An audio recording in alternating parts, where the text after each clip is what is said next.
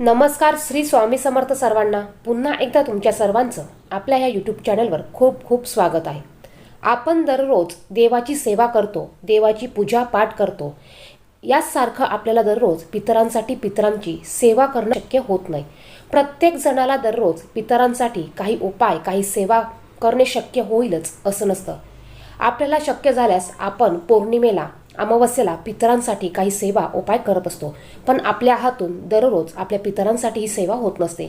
आता ज्यांना प्रखर पितृदोष आहे त्यांना दररोज ही पितरांसाठी सेवा दिलेली असते, त्यांच्याकडनं सुद्धा ह्या दिवसात सेवा करणं होत नाही. तर आता या पंधरवाड्यामध्ये, या पितृपक्षामध्ये तुम्ही पितरांसाठी ह्या काही वस्तू दान करू शकतात. तुम्हाला फक्त 11 रुपये आणि ह्या काही वस्तू तुम्हाला या दान करायच्या आहे. या वस्तू तुम्हाला कुठे आणि कशा दान करायच्या आहे हेच आपण या व्हिडिओमध्ये बघणार आहोत. तो व्हिडिओ कुठेही स्किप न करता संपूर्ण बघा. आणि तुम्ही चॅनलवर नवीन असाल तर अशीच माहितीपूर्ण व्हिडिओ बघण्यासाठी चॅनलला सुद्धा सबस्क्राईब करा. तुम्हाला जर का पितृदोष असतील तर तुम्हाला प्रत्येक कामामध्ये अडथळे येत असतात. तुमची होत आलेली कामं देखील अपूर्ण राहतात, पूर्ण होत नाही. तुम्हाला तुमच्या नोकरीमध्ये, व्यवसायामध्ये देखील अडथळे निर्माण होतात. लग्न लवकर जमत नाही, मुलंबाळ होत नाही. म्हणजे असे अनेक पितृदोषाची लक्षणं किंवा कारणं आहेत. आता तुम्हाला जर का पितृदोष असेल किंवा नसेल तरीसुद्धा आपल्याला ह्या पितृपक्षामध्ये आपल्या पितरांची ही सेवा करायची असते. त्या तिथीला आपल्याला पितरांचं श्राद्ध हे घालायचं असतं. त्या तिथीला आपल्याला कावळ्याला, गाईला आणि कुत्र्याला एक पोळी खायला घालायची असते. त्याचबरोबर आपल्या पितरांचं श्राद्ध देखील, तर्पण देखील, पिंडदान देखील आपल्याला ह्या पितृपक्षामध्ये करायचं आहे. तुम्हाला जर का तुमचं पित्र माहिती असेल किंवा नसेल, तुम्ही ह्या पितृपक्षामध्ये, या पंधरवाड्यामध्ये, या 15 दिवसात कधीही तुम्ही या वस्तूंचं दान करू शकतात. तुम्ही अगदी दररोज जरी केलं तरी चालेल. ज्या दिवशी तुमच्या पितरांची तिथी असेल त्या दिवशी जरी तुम्ही केलं तरी चालेल. तुम्हाला अगदी पितरांची तिथी माहिती नसेलच तर तुम्ही सर्व पितरी अमावस्येच्या दिवशी या वस्तूंचं दान केलं तरी चालेल. पण तुम्हाला ह्या वस्तूंचं दान या 15 दिवसातच करायचं आहे. कारण या 15 दिवसामध्ये आपले पूर्वज, आपले पितर हे पृथ्वीवर आलेले असतात आणि ते आपण त्यांच्यासाठी काय करत आहोत, काय करणार आहोत याची ते वाट बघत असतात.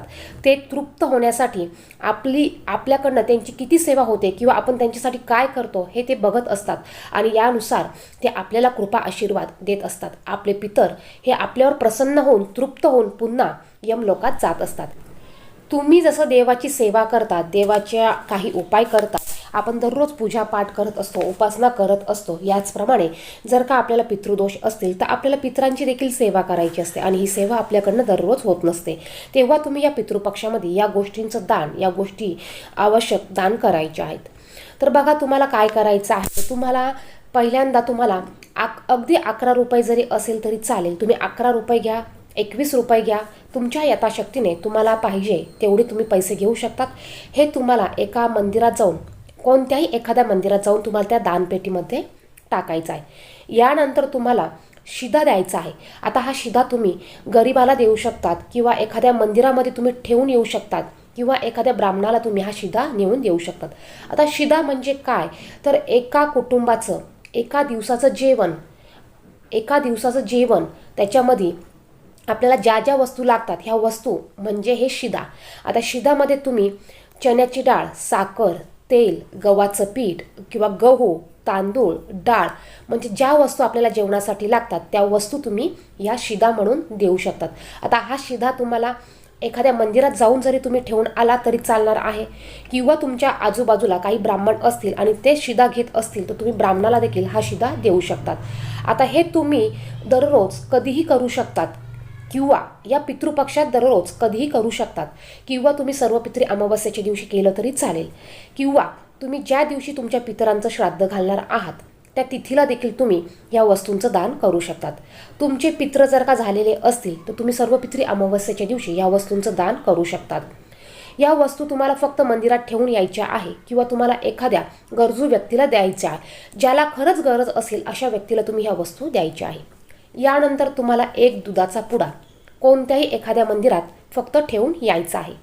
त्यानंतर तुम्ही या पितृवाड्यामध्ये, या पितृपक्षामध्ये एखाद्या गरजू व्यक्तीला छत्री, चप्पल, ब्लँकेट यापैकी कोणतीही वस्तू देऊ शकतात किंवा तुम्हाला शक्य झाल्यास तुम्ही सर्व वस्तू देखील दान करू शकतात. आता ह्या वस्तू तुम्ही एका दिवशी देखील देऊ शकतात किंवा मग तुम्ही दररोज एक एक वस्तू देखील तुमच्या एखाद्या गरीबाला देऊ शकतात किंवा मंदिरात जाऊन ठेवून येऊ शकतात. यानंतर जर का तुमच्याकडे कामवाली कामाला असेल किंवा एखादी गरीब लेडीज असेल, त्यांना सुद्धा तुम्ही घरी या पितृपक्षामध्ये जेवणासाठी बोलवू शकतात. त्यांना तुम्ही जेवणाचं अन्नदान देखील करू शकतात. तर या गोष्टींमुळे तुमचे पितृ हे तृप्त होतात. या गोष्टींमुळे आपले पितृदोष देखील कमी होतात. आपले पितृ यामुळे प्रसन्न होतात. आपल्याला हे फक्त या पंधरवाड्यात करायचं आहे. याचबरोबर एखाद्या गरीबाला तुम्ही वस्त्रदान देखील करू शकतात. आता वस्त्रदान करताना तुम्हाला शक्य झाल्यास पांढऱ्या कलरचे कपडे तुम्ही दान म्हणून द्यायचे आहे. या पंधरवाड्यामध्ये या पितृपक्षामध्ये आपण नवीन वस्तूंची कपड्यांची खरेदी करत नाही, पण अशा वस्तू दान करण्यासाठी आपण या वस्तू खरेदी करू शकतो आणि त्या दान करू शकतो. याचबरोबर पितृपक्षामध्ये काही ठिकाणी सोन्याचं देखील दान केलं जातं. याचबरोबर गाय दानाला देखील खूप महत्त्व आहे, पण आपल्याकडनं एवढ्या गोष्टी करणं शक्य होत नाही आणि शक्य होत नसल्यामुळे आपण या छोट्या गोष्टींचं दान हे आवर्जून नक्कीच करू शकतो. तर तुम्हाला बघा, या पितृपक्षामध्ये या पंधरवाड्यामध्ये या वस्तूंचं दान करायचं आहे. तुम्हाला पितृदोष असो अगर नसो, तुम्ही ह्या वस्तूंचं दान करू शकतात.